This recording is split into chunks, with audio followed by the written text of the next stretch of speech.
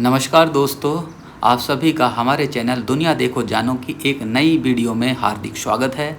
आज हम आपको दक्षिण भारत के सबसे पवित्र तीर्थ स्थानों में से एक श्री सेलम की यात्रा पर लेकर चल रहे हैं। श्री सेलम पहुंचने के लिए आपको हैदराबाद तक आना होगा। हैदराबाद देश के सभी बड़े शहरों से वायुमार्ग, रेल मार्ग और सड़क मार्ग द्वारा अच्छी तरह से जुड़ा हुआ है। हैदराबाद तक हमने यह यात्रा रेल मार्ग से की थी। यदि आप अपनी कार से यात्रा करना चाहते हैं तो हैदराबाद से अच्छी 4 लेन सड़क मिलती है। रास्ते में सुंदर पहाड़ियों, घने जंगल और प्राकृतिक दृश्य यात्रा को यादगार बना देते हैं। यदि आपके पास निजी वाहन नहीं है तो हैदराबाद के महात्मा गांधी बस स्टेशन और जुबली बस स्टेशन से श्री सेलम के लिए नियमित सरकारी और निजी बस उपलब्ध रहती हैं, जिनका किराया सामान्यतः 500 से 900 रुपये तक हो सकता है। हमारे पास समय कम था, इसलिए हमने एक कार हायर की थी जिसने हमें सेम डे 7,000 रुपये में हैदराबाद लाकर छोड़ दिया था।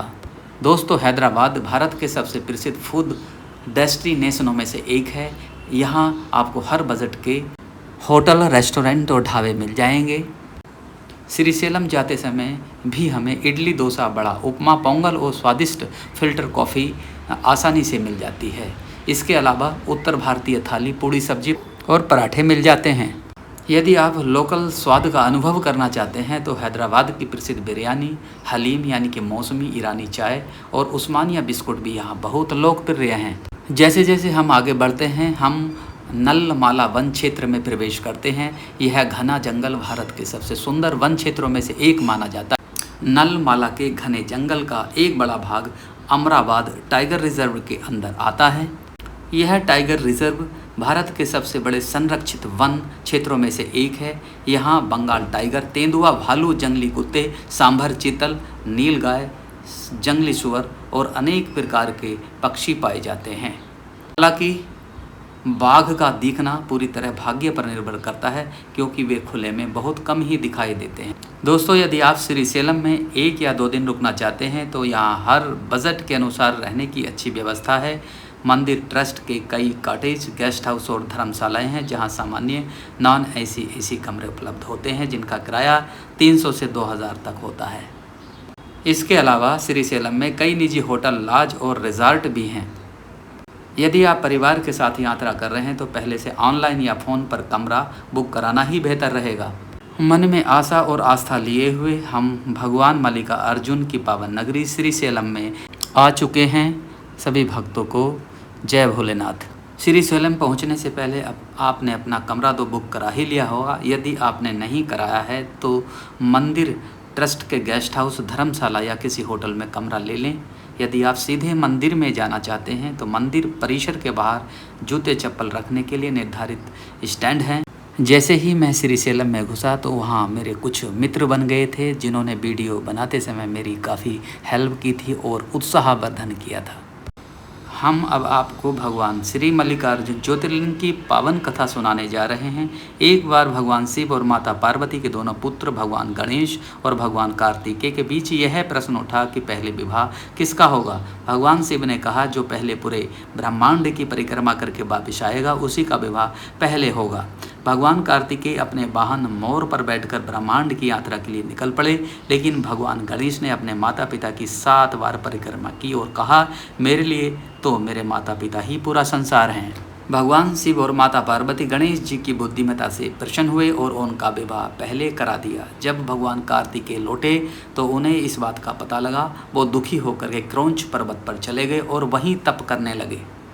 अपने पुत्र को मनाने के लिए भगवान शिव और माता पार्वती स्वयं क्रौंच पर्वत पहुँचे। मान्यता है कि वे वहीं ज्योतिर्लिंग के रूप में प्रकट हुए ताकि वे सदैव अपने पुत्र के समीप रहें और भक्तों को दर्शन देते रहें।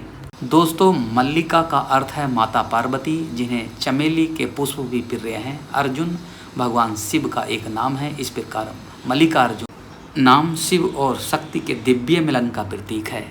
श्री सेलम में ही माता भ्रमरांबा का मंदिर भी है। मान्यता है कि माँ ने भ्रमर यानी कि भौरे के रूप धारण करके एक असुर का वध किया था, इसलिए उनका नाम भ्रमरांबा पड़ा। यह भारत के प्रमुख शक्ति पीठों में से एक माना जाता है। ऐसी मान्यता है कि जो श्रद्धालु श्री मल्लिकार्जुन ज्योतिर्लिंग और माँ ब्रह्मरांभा के दर्शन श्रद्धापूर्वक करते हैं, उनमें शिव और शक्ति दोनों की कृपा प्राप्त होती है। यह स्थान भक्ति, शक्ति और मोक्ष का प्रतीक माना जाता है। हर हर महादेव दोस्तों, जय श्री मल्लिकार्जुन स्वामी और जय माँ ब्रह्मरांभा। भक्तों, अपना सामान लॉकर में जमा कराकर दर्शन के लिए निर्धारित कतार में लगें। सबसे पहले भगवान श्री मल्लिकार्जुन ज्योतिर्लिंग के दर्शन करें और परिसर में ही स्थित माता ब्रह्मरांभा देवी जी के भी दर्शन करें। दर्शन के बाद मंदिर परिसर में कुछ समय शांत भाव से बैठकर प्रार्थना करें। दर्शन के बाद लौटते समय मंदिर परिसर में ही प्रसाद काउंटर है, वहां से प्रसाद लेकर प्रसाद ग्रहण करें तथा रास्ते में बनी हुई दुकान से सामान लेकर के प्रसाद के साथ अपने घर सुरक्षित पहुँचें। यात्रा के लिए कई सुझाव भी हैं। सुबह जल्दी हैदराबाद से निकलें, गर्मियों में पानी साथ रखें, बरसात में सड़क पर सावधानी रखें। दोस्तों, यदि आप श्री सेलम आए हैं तो भगवान मल्लिकार्जुन स्वामी और मां ब्रह्मरांभा के दर्शन के साथ साथ चेंचू लक्ष्मी ट्राइबल म्यूजियम भी अवश्य देखें। यह संग्रहालय, यह museum Shri Salem bus stand से लगभग 1 किलोमीटर की दूरी पर पाताल गंगा मार्ग पर स्थित है और नलमाला के आदिवासी जीवन को बहुत सुंदर ढंग से प्रस्तुत करता है। चेंचू जनजाति नलमाला के जंगलों की सबसे प्राचीन आदिवासी समुदायों में से एक मानी जाती है। उनकी संस्कृति, परंपराएं और प्रकृति के साथ उनका गहरा संबंध इस संग्रहालय की मुख्य विशेषता है। अंदर प्रवेश करते ही आपको आदिवासी परिवारों के जीवन का सजीव चित्रण दिखाई देता है।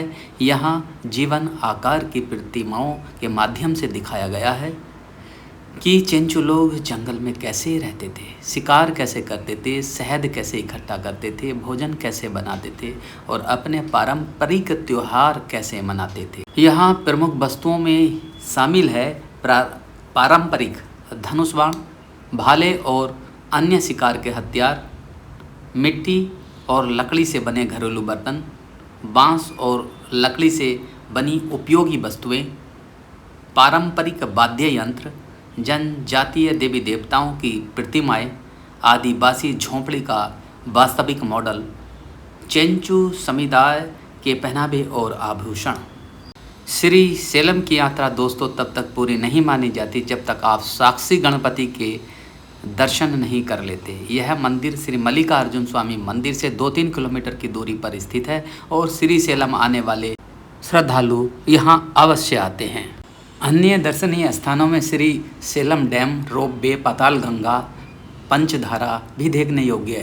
अब श्री सेलम में श्री मल्लिकार्जुन और माता के दर्शन हो ही गए हैं तो आप हैदराबाद भी घूम सकते हैं। हैदराबाद मात्र घूमने की ही जगह नहीं, यह इतिहास और संस्कृति का संगम है। यहाँ चार मीनार, मक्का मस्जिद, सालार जंग संग्रहालय, बिरला मंदिर, हुसैन सागर झील, गोलकुंडा किला, रामोजी फिल्म सिटी, चौम हल्ला पैलेस, नेहरू जूलॉजिकल पार्क देखने योग्य हैं। दोस्तों, इस वीडियो में बस इतना ही। फिर मिलेंगे एक नई धार्मिक यात्रा के साथ। वीडियो को लाइक और सब्सक्राइब अवश्य करें। कमेंट में ओम नमः शिवाय और जय मां ब्रह्मरांभा अवश्य लिखें।